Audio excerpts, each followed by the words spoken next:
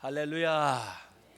6월에 하나님이 주시는 큰 은혜와 복을 여러분의 심령에 또 가정에 기업에 다 누리시길 주님의 이름으로 축원합니다.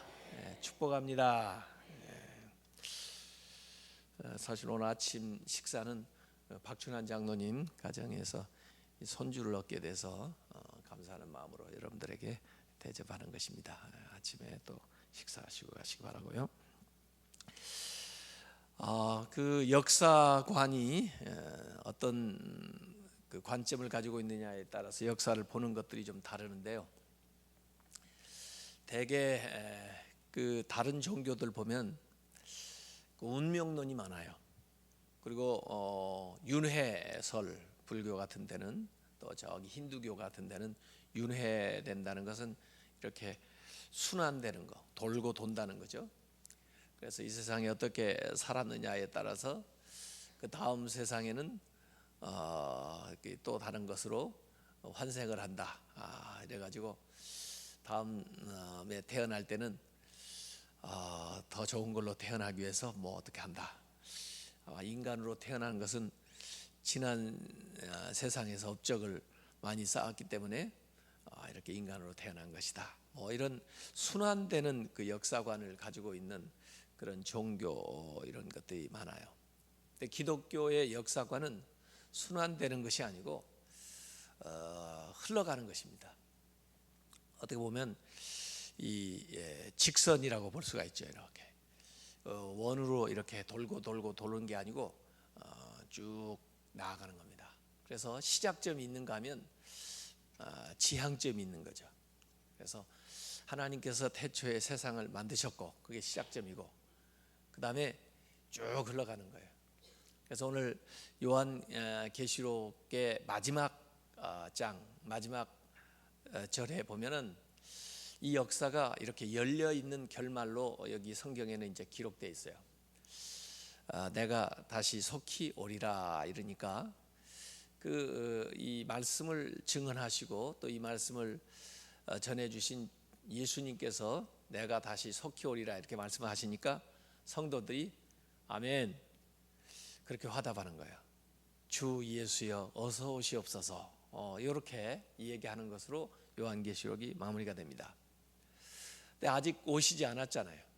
그래서 이 성경은 열린 결말이에요. 오픈 엔딩이라고 그러죠. 딱 완전히 끝난 하나님의 역사가 아니고 계속되는 거예요. 언제까지 계속되냐면 주님이 오실 때까지.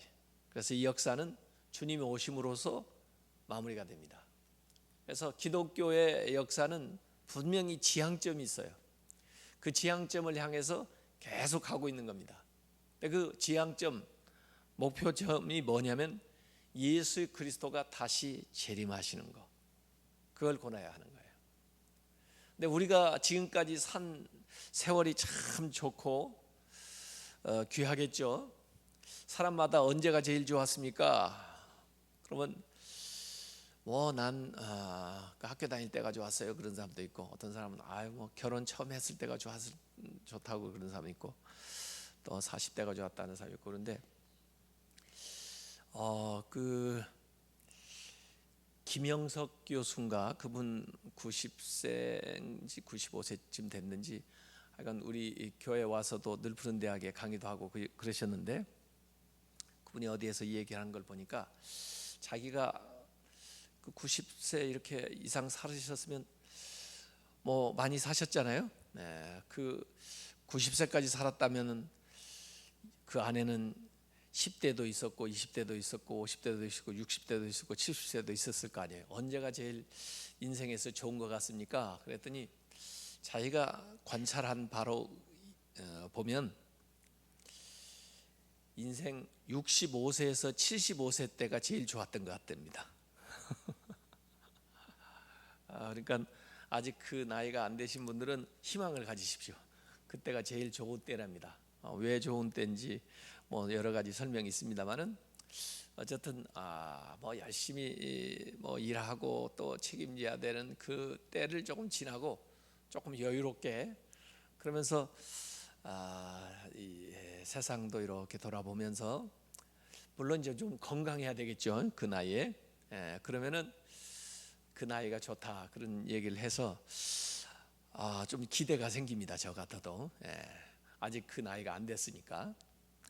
그런데 사실 우리 인생에 있어서 가장 최고의 날이 언제인지 아십니까? 아직 오지 않았어요. 우리 모두에게 아직 오지 않았어요. 인생 최고의 날이 아직 안 왔다니까요. 언제가 우리 인생 최고의 날인지 아십니까? 주님이 오시는 날. 주님이 오시는 날이 인생 우리 예수 믿는 사람에게서는 가장 최고의 날이 되는 겁니다. 놀랍게 변화되면서 정말 신비스럽게 모든 부족한 것들이 완성되는 그 시점이에요. 그래서 이 말씀을 전부 듣고 나서 성도들이 화답하는 거예요. 아멘. 주 예수여 어서 오시옵소서 이런 거예요. 그날을 고대하면서 사는 거예요. 그게 성도들이에요. 그래서 정말 진실한 성도라면 하나님 말씀을 제대로 이해하고 알아들었다면은 결국은 우리는 재림을 소망하면서 살아가는 겁니다. 인생 일대의 가장 최고의 날이 되는 거예요. 사실 인생에 있어서 중요한 건요, 마무리를 잘하는 겁니다. 중간에 물론 잘하는 것도 좋죠.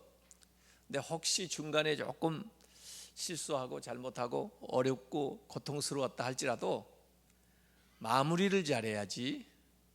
중간에 아무리 잘해도 마무리를 잘못하면은 아무 소용이 없어요. 뭐 경주를 해도 그렇고 인생살이도 다 그래요. 그래서 조금 고생스럽더라도 점점 나아지는 게 좋고 마지막에 좋아지는 것이 제일 좋지.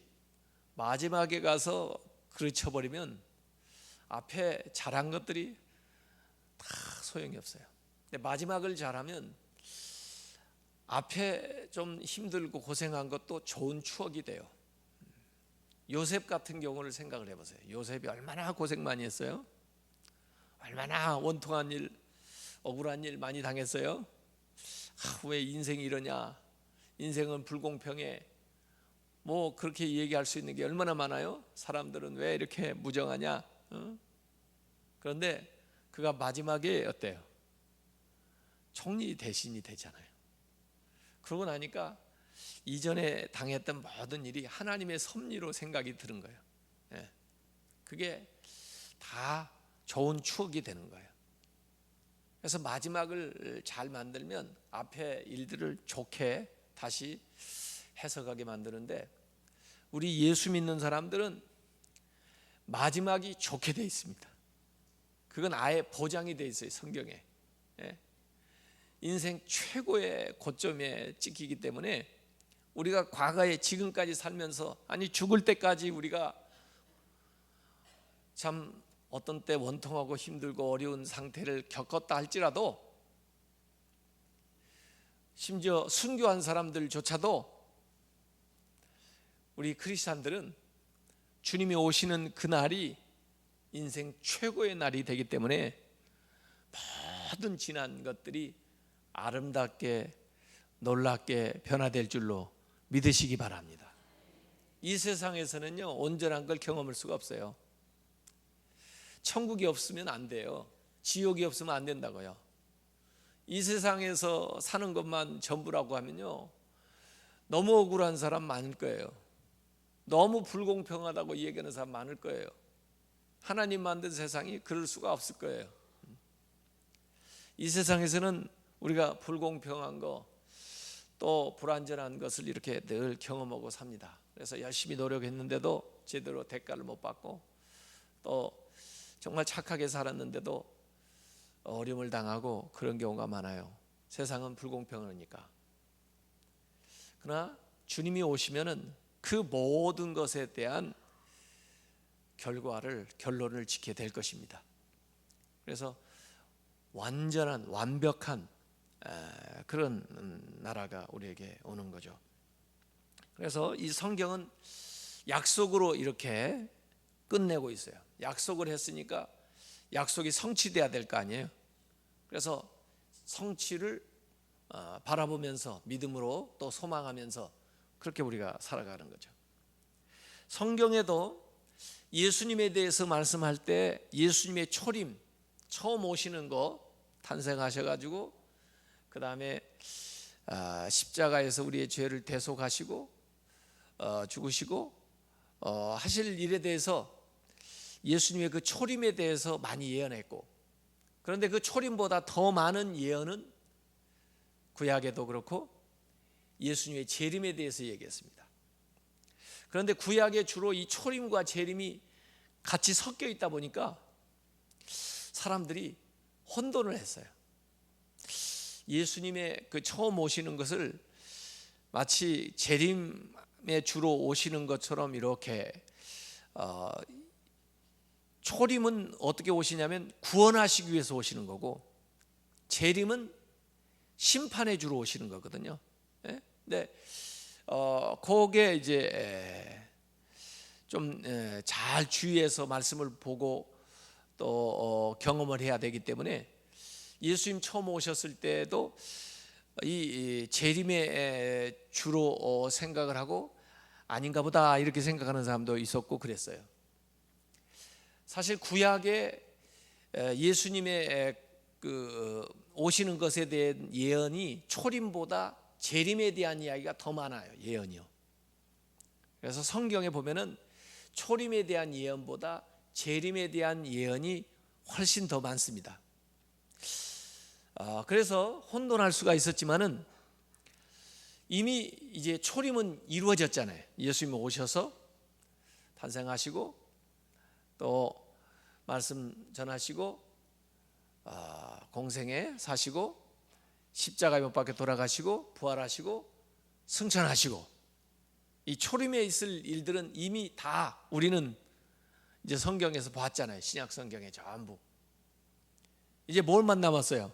재림만 남았어요. 그렇기 때문에 우리는 훨씬 믿기가 쉽습니다. 이제 재림하시면요, 이제는 심판해 주러 오시는 거예요. 그런데 주변에 이단들은 자기가 재림한 예수라고 얘기하는 사람들이 있습니다. 그건 전부 뭡니까? 이단이죠. 거짓말이죠. 왜냐하면 재림하시면 이제 심판해 주러 와요. 재림해가지고도 와서 전도를 하고 무슨 말씀을 전하고 인간으로서 뭐 이렇게 하고 돌아다니고 그러지를 않아요. 예수님이 처음 오셨을 때는 인간의 몸을 입고 이렇게 오셔서 말씀을 전하시고, 그리고 그렇게 십자가에 못 박혀 돌아가시기까지 이 지상에서의 사역을 하셨지만은 재림의 주는 아니에요. 그때 오시면은 이 모든 것이 끝납니다. 자, 이렇게 생각하면 돼요. 하나님께서 이 세상에 오시는데 육신의 몸을 입고 오신 것이 예수님, 우리 인간의 모습으로 이렇게 오신 거죠. 그럴 뿐만 아니라 영으로 오셨어요. 영으로. 육체로 오셨을 때 우리 인간처럼 이렇게 성육신 하신 게 예수님의 생애에서 우리가 보는 거고, 그 다음에 예수님이 승천하신 다음에 영으로 오셔요. 영으로 오신 분이 누구예요? 성령님이에요. 성령님이 영으로 오셔요. 영으로. 그런데 이제 재림의 주는 신령한 몸과 신령한 영으로 오시는 거예요. 그래서 우리가 이 육체로 경험하고 아는 거하고는 전혀 다른, 또 영으로만 계시는 성령과 또 다른 그런 신령한 몸을 입은 영으로 오시는 거예요. 그렇기 때문에 지금 와서 내가 재림한 예수다 그렇게 말하는 것들은 전부 다 이단입니다. 다 거짓말입니다. 그래서 우리가 이 예수님의 이제 재림만 기다리고 이제 남겨놓고 있기 때문에 말세를 산다 그래요. 예수님의 생애에 있어서 우리 사도신경에도 고백하는데, 거기 예수님의 탄생, 동정녀 마리아에게 나시고 본디오 빌라도에게 죽으시고 그 다음에 부활하시고 그리고 승천하셨다가 다시 오신다. 예수님의 생애에서 5가지 중요한 것 중에 마지막 다시 오시는 것만 남겨놓고 있는 거죠.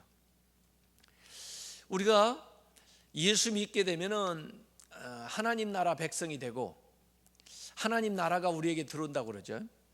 천국 이렇게 보면은 우리가 예수님을 믿고 예수님을 영접하게 되면은 예수님이 하나님 나라니까 예수님이 우리 마음속에 들어오셔요. 그래서 우리 믿는 사람들이 개별적으로 마음의 천국을 이루게 되는 겁니다. 근데 그게 완전한 천국은 아니에요. 마음에 아무리 주님을 모셨다고 해도 어떤 때는 불안한 마음도 있기도 하고 어떤 때는 또 잘못된 생각을 하기도 하고 그래요. 그렇지만은 우선 하나님 나라가 있다고 하는 것을 가르쳐주기 위해서 성령께서 우리 안에서 미리 오셔가지고 그 하늘나라를 보증을 해줘요. 그래서 우리 개별적으로, 개인적으로, 인격적으로 마음의 천국을 이룹니다. 그럴 뿐만 아니라 이 세상에 살면서 주님께서 우리에게 말씀한 것은 이 인격적인, 개인적인 마음의 천국을 이룰 뿐만 아니라 지역적으로 하나님의 나라를 이제 확장해 나가는 말씀을 하셨어요. 그래서 예수 믿는 우리 가정이 가정의 천국을 이루어야 되고 예수 믿는 우리가 모여있는 이 교회가 교회의 천국을 이루어야 되고 또 이것이 밖으로 확장되어 나가도록 우리가 계속 노력하는 것이 전도하는 거고 선교하는 거예요. 이게 좀 지역적인 개념이 들어가 있어요. 이게요. 지역적인. 그러나 이것도 불완전해요. 가정의 천국을 이룬다고 하지만은 사실 어느 때는 그런 것 같아도 또 어느 때는 그러지 못할 때가 있거든요. 교회도 그렇고. 이건 전부 그림자고 앞으로 있을 완전한 하나님 나라를 반영해 주는 거울, 잘 보이지 않는 그런 희미한 거울과 같은 그런 거예요. 그래서 우리가 지금은 그걸 희미하게 보는 거예요. 고린도전서 13장에 나오듯이. 그러나 주님이 재림하시게 되면 우리가 그때 완전한 천국에 들어가게 됩니다. 완전한 천국. 지역적으로나 뭐 우리의 인격적으로나 모든 면에 있어서 변화돼 가지고 완전한 하나님의 나라에 우리가 들어가게 되는 거예요. 그래서 그게 완성되는 시점이기 때문에 그걸 향해서 우리가 나가는 그게 목표 지점이에요. 그래서 그 예수님이 재림하실 때는 전 우주적으로 이게 하나님의 나라가 완성이 되는 그게 이제 그 예수님의 재림하는 겁니다. 이 구원을 받는 것에 우리가 준해서 생각을 해보면요, 이스라엘이 성경에 나온 이스라엘의 이 역사는 우리의 신앙생활을 반영을 해주고 있는 거거든요. 애굽에서 종노릇을 했잖아요. 애굽에서 종노릇 하는 것은 우리가 죄악된 세상에서 죄의 종노릇 하는 거, 사탄의 지배를 받고 있는 거, 어둠의 세력에 사로잡혀 있는 거, 이게 이제 애굽에서 종노릇 하는 거고, 거기에서 하나님의 능력으로 또 모세를 통해서 애굽에서 구출을 했어요. 그래가지고 그 6월절에 그리고 그 애굽에서 출애굽을 해가지고 홍해를 건너서 이제 광야로 나오게 됩니다. 애굽을 벗어났으니까 이제 노예는 아니에요. 종은 아니에요. 그 압제에서 벗어나서 자유인이 됐지만 그러나 홍해를 건넜다고 해서 바로 가나안 땅에 들어간 게 아니에요. 광야 생활을 했습니다. 광야를 40년 동안 다녔어요. 그게 신앙생활이에요. 우리가 과거에 죄의 종로로 됐는데 예수 그리스도의 은혜로 구원을 받아가지고 하나님의 자녀가 돼서 자유인이 됐는데, 그렇지만은 아직 가나안에 들어가지를 못하고 이 광야에서 우리가 살아가는 거예요. 이게 광야 생활하는 거예요. 우리가 지금요. 우리 신앙생활은 광야 생활이에요. 광야에서 끝나는 게 아니에요. 광야는 저 가나안에 들어가기 위한 중간 단계예요. 중간 단계. 그래서 우리가 죄에서 구원은 받았고 하나님의 자녀는 되었지만 아직 가나안 땅에는 못 들어갔어요. 가나안에 들어가려면 어디를 건너야 지나가요? 애굽에서 나올 때는 홍해를 건너 나왔지만은 가나안에 들어갈 때는 어디를 건너야 들어가요? 요단강 건너 들어가는 거예요. 요단강. 요단강을 건너면은 그다음에 가나안 땅에 들어가는 거예요. 그래서 우리가 요단강 건너가 만날이 이랬는데, 요단강을 건너는 거예요. 그래서 이 하나님 나라에 들어가는 그 두 가지 방법이에요. 우리가 아까 말세다, 종말이다 이렇게 얘기하면 개인적으로 종말을 맞을 수 있어요. 내가 죽는 거죠. 그러면 가나안 땅, 요단강 건너는 거죠. 내가. 그래서 가나안에 들어가는 거죠. 내가 죽으면. 그런데 우리가 죽지도 않고 주님의 재림을 볼 수가 있어요. 주님이 딱 재림하시는 순간에 우리 모두 다 동시에 살아있는 자들도 다 요단강 건너는 거죠. 그래 가나안에 들어가는 겁니다. 그래서 우주적인 종말이 있을 수 있고 개인적인 종말이 있을 수 있어요. 어떤 것이 더 먼저 올지. 그러나 앞서간 성도들은 전부 주님의 재림을 대망하다가 본인들이 가셨어요. 다 가셨다고요. 앞선 성도들은 전부. 그래서 내가 갈 수도 있고 주님이 오실 수도 있어요. 그런데 완전한 구원은 주님이 오셨을 때, 주님이 재림하실 때 우리 모두가 변화돼서 주님을 맞이하게 되고 죽은 자들도 다 같이 일어나 주님을 맞이하게 된다 하는 것이 이제 성경에서 기록되어 있는 겁니다. 그래서 완전한 구원, 가나안에 입성하는 것이 이제 주님의 재림하는 겁니다. 그래서 1차 구원은 애굽에서 탈출하는 거고요. 2차 구원은 광야에서 시험에서 구원받는 거고요. 3차 구원은 그 가나안에 입성하는 거. 이것이 이제 하나님께서 계획하신 구원의 단계들이에요.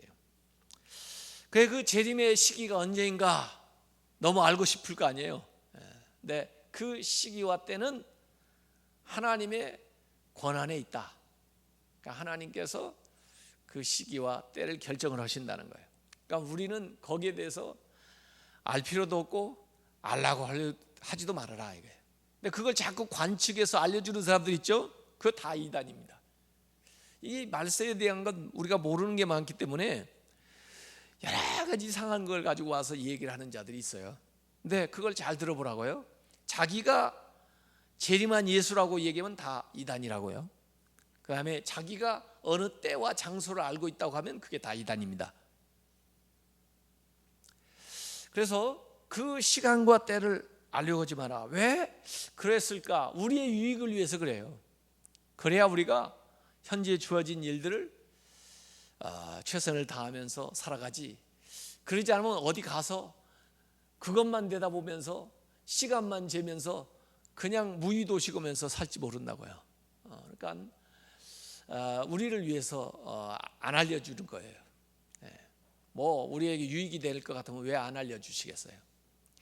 그리고 우리로 하여금 신앙생활 열심히 하고 그 다음에 열심히 전도하라고 기회를 주는 거예요. 은혜의 시간이에요 이게요. 그래서 우리에게 주어진 이 시간들을 사람들을 전도하고 인도하는 데 써야 되겠다 이런 거고요. 그리고 예수님이 재림하는 거에 대해서 이 요한계시록에 여러 가지 묘사가 있지만요, 성도들에게 대해서는 굉장히 희망적인 겁니다. 이 요한계시록은 예수님이 재림하는 그 시점과 그때의 징조와 일들을 쭉 얘기하는데 안 믿는 사람들에게는 정말 이 세상에서 이제까지 경험해 본 것 가운데 가장 최악의 경우가 발생하게 되는 거고요. 예수 믿는 사람에게는 최고의 것들이 생겨나게 되는 겁니다. 그래서 예수 믿는 사람들은 희망적이에요. 만약에 재림에 대한 이야기를 한다고 하면서 공포감을 주입하고 불안하게 하고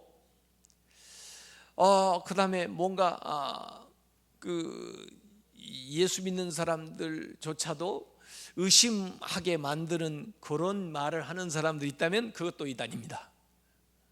희망적이에요. 예수 믿는 사람들에게는 희망적이에요. 가장 좋은 날이 오기 때문에 밝은 메시지예요. 예수 믿는 사람들에게는.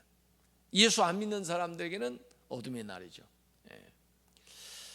그래서 이 예수 믿는 사람들은 이렇게 미래지향적으로 이 재림의 신앙을 가지고 나아가는데 적극적으로 역동적으로 나아가게 하고, 오히려 그 예수님의 재림의 그 소망을 가지고 그 힘을 미리 앞당겨 가지고 오늘을 살아갈 수 있는 힘을 주는 것이 그 재림의 신앙이에요.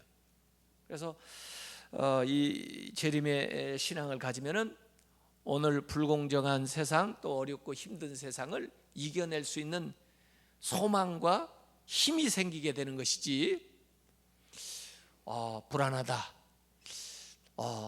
그것도 어떻게 될지 모르겠다, 이런 마음을 주는 것이 절대 아니다. 그래서 악인들에게는 예수님이 재림하는 것이 심판의 날이고 슬픔의 날이지만, 신자들에게는 구원의 날이고 신원의 날이다 하는 거예요. 그래서 성도들은 그러면 어떻게 해야 되느냐? 이 복음을 전해야 된다. 열심히 전해야 된다. 그래서 초대교회 사도들은 전부 예수님의 그 이제 재림에 대한 메시지를 가는 곳마다 전했어요. 그래서 예수님이 곧 오신다, 언제 오실지 모른다, 그러니 언제 오셔도 주님을 맞이할 수 있는 준비를 해야 된다 해가지고 열심히 전했어요. 예수 믿는 사람은 열심히 전해야 되고, 그 다음에 깨어 있어야 돼요. 깨어 있다고 하는 것은 잠을 자지 말라는 게 아니고, 믿음이 항상 경각심을 가지고 언제 오셔도 주님을 영접하고 맞이할 수 있는 그런 예비된 마음으로 살아야 된다. 예수님이 오시는 것을 성경에 도적같이 오신다고 비유를 한 적이 있어요. 도적같이 온다. 도적은 예고하지 않고 오잖아요. 또 더구나 안 오리라 생각한 시각에 오잖아요. 그러니까 깨어서 잘 대비하고 있어라. 도적이 와서 아무거나 가져가는 게 아니죠. 보석을 가져가죠. 귀한 신자들을, 이렇게 준비된 자들을 이렇게 데려간다. 그래서 예수님께서 이 재림에 대한 이야기를 예수님 스스로도 많이 하셨어요. 내가 다시 너희들 데리러 오겠다. 아버지 집에 있을 곳이 많다. 걱정하지 마라. 내가 처소를 예비한다면은 다시 너에게 오겠다. 그런 말씀을 하시면서 여러 가지 비유를 들어가지고 말씀을 하셨어요. 열처녀의 비유, 탈란트 비유, 양과 염소의 비유, 가라지의 비유, 부자와 나사로 비유, 천국 잔치의 비유, 이렇게 전부 재림에 대한 그때 있어질 이야기들, 그때를 준비해야 되는 것들을 얘기했는데, 이 비유를 잘 들어보면 공통점이 있어요. 무슨 공통점이 있냐면은 그때 되면 구별이 된다는 거예요. 구별. 슬기로운 처녀, 어리석은 처녀, 이런 부자와 나사로 뭐 이런 식으로 구별이 되는 거예요. 칭찬받는 자와 책망받는 자, 달란트 비유 같은 게 전부 구별이 되는 거예요. 모두 다 들어가는 게 아니에요. 거기에 들어갈 수 있는 사람과 그러지 못한 사람이 딱 구별되는 거예요. 구별된다는 거예요. 그 다음에 상급이 있다는 거예요. 상급. 또 거기에 들어가지만은 들어간 것으로 끝나지 않고 거기에 상급이 있다. 상급이 따라온다는 거예요. 멸관이 있다. 뭐 그런 것이 거기 나오고요. 그 다음에 준비를 해야 되는 것이 나옵니다. 슬기로운 처녀 이 비유에도 보면은 기름을 준비해야 된다. 성결한 삶을 준비해야 된다. 준비해야 되는 것이 쭉 나오는 거예요. 그래서 예수님께서 이 재림에 대한 비유를 하신 것을 가만히 보면은 구분이 되는구나. 그때는 알곡과 가라지처럼 그때는 믿는 자들에게 행한 일에 따라서 또 상급이 주어지는구나.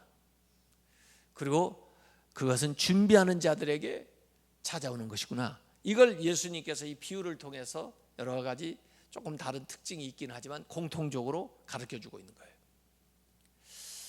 그래서 이번 6월 한 달 동안은 이 재림의 복음은 우리가 계속 들으면서 주님이 오실 때 지금 예고하고 계시잖아요. 내가 곧 오리라 그러시잖아요. 그럴 때 언제라도 아멘, 주 예수여 어서 오시옵소서, 주님을 맞이할 그런 준비를 하고 계시다가 정말 인생 최고의 달을 맞이하시기를 주님의 이름으로 축원합니다.